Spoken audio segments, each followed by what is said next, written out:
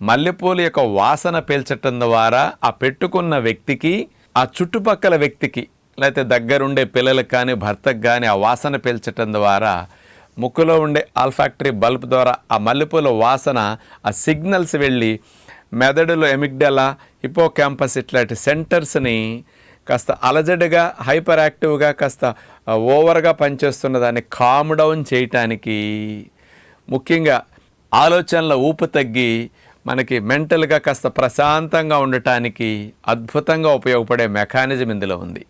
ఈ మల్లెపూలలో జాస్మోన్ అనే chemical compound ఉంటుంది.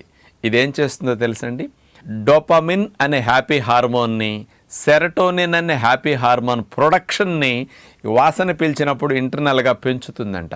మెదడు నుంచి ఆ రెండు హ్యాపీ హార్మోన్స్ బాగా రిలీజ్ అయ్యి కాస్త మానసికంగా ప్రశాంతంగా ఉండటానికి ఇది అద్భుతంగా ఉపయోగపడుతుంది. మరి చాలామందికి మెనోపాజ్